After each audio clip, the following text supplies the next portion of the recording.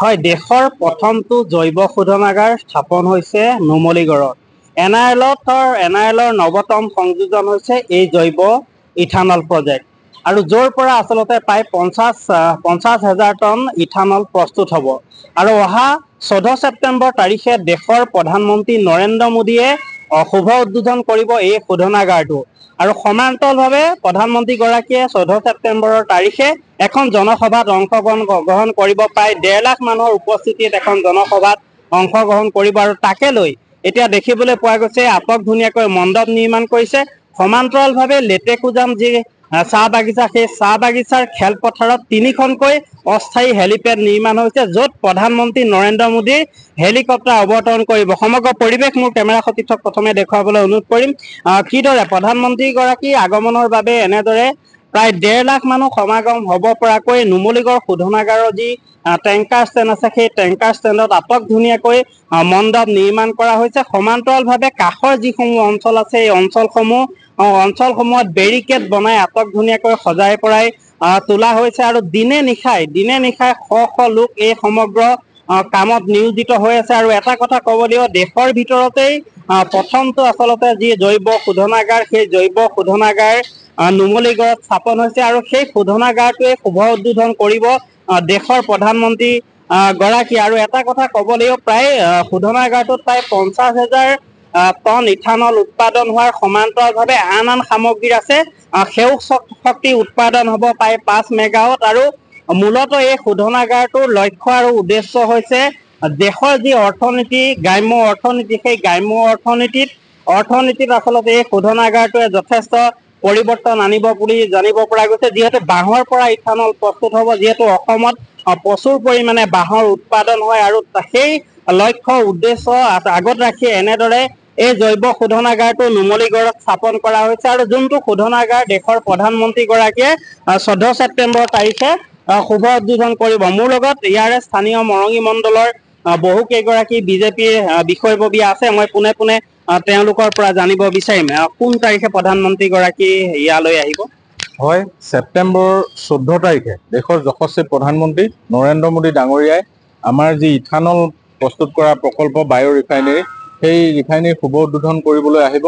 আৰু সেই উদ্দেশ্যেই ভাল লগা কথাটো হ'ল যে আমাৰ খুমটাই সমষ্টিৰ অন্তৰ্গত মৰঙী মণ্ডলৰ এৰিয়াতে আমাৰ যি টেংকাৰ ষ্টেণ্ড আছিলে, তাতেই প্ৰায় 1.5 লাখ লোকৰ সমাগমত এখন জনসভা সম্বোধন কৰিব। আৰু সেই সভাৰ সকলোকে আপোনালোকৰ যোগেদি মৰঙী মৌজাৰ লগতে গোলাঘাট জিলাৰ সমূহ ৰাইজকে আমি আমন্ত্ৰণ জনাইছোঁ দেশৰ যশস্বী প্ৰধানমন্ত্ৰীগৰাকীৰ সভাখনলৈ। আৰু সমগ্ৰ অসমবাসীকো আপোনালোকৰ থ্ৰুৱেদি আমন্ত্ৰণ জনাইছোঁ। ভাল লগা কথাটো হৈছে যে বৰ্তমান যি আমাৰ দেশৰ অসমৰ মুখ্যমন্ত্ৰী মহোদয়ে যি প্ৰস্তুতি চলাইছে, তেওঁ সিদিনাখন দেৰগাঁৱত এখন সভা কৰি আমাৰ গোলাঘাট জিলাৰ লগতে অন্যান্য মন্ত্ৰীসকলো আহিছিলে, আমাৰ সন্মানীয় বিধায়কসকলো আহিছিলে। তেখেতসকলৰ লগত প্ৰস্তুতি একেবাৰে তুংগত। বিশেষকৈ সেইদিনাখনেই তেওঁ হিচাপ লৈছিলে যে কোন সমষ্টিৰ পৰা কিমান মানুহ আহিব, তেনেদৰে তালিকা প্ৰস্তুত কৰি এই ক্ষেত্ৰত সন্মানীয় মুখ্যমন্ত্ৰী মহোদয়কো আমি অশেষ ধন্যবাদ জ্ঞাপন কৰিছোঁ।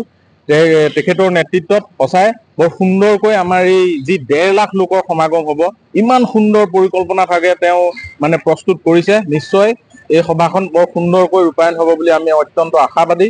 আপোনালোকে দেখিছেই ৰাস্তা ঘাটসমূহৰ লগতে হেলিপেড সুন্দৰকৈ ইতিমধ্যে হৈ গৈছে। আৰু এয়া বৰ্তমান পেণ্ডেলৰ কামো চলি আছে। প্ৰায় প্ৰস্তুতি তুংগত।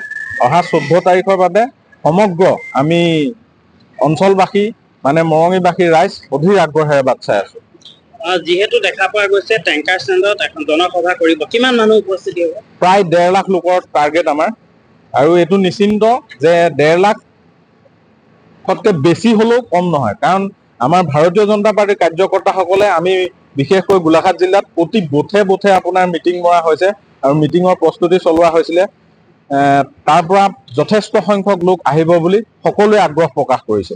কেনেদৰে প্ৰস্তুতি কৰা হৈছে? এটা পথো নিৰ্মাণ কৰা হৈছে, হেলিপেড নিৰ্মাণ হৈছে, আৰু কি কৰিছে?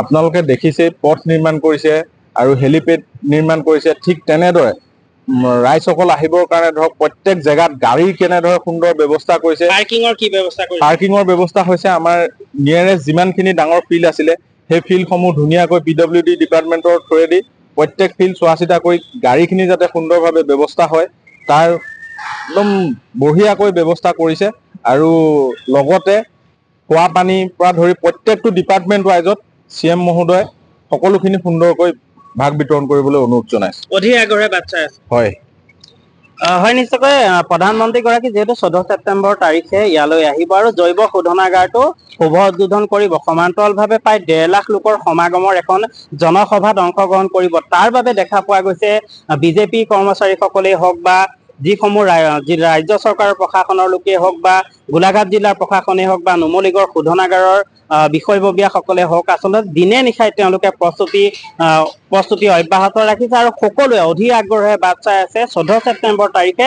দেশৰ প্ৰধানমন্ত্ৰীগৰাকীক আদৰণি জনাবলৈ আচলতে সকলোৱে অধীৰ আগ্ৰহেৰে বাট চাই আছে আপুনি বিচৰা বাতৰি পাব কেৱল নিউজ 18 এপত নিউজ 18 এপ ডাউনলোড কৰিবলৈ স্ক্যান কৰক এই QR কোড গুগল প্লে ষ্টৰতো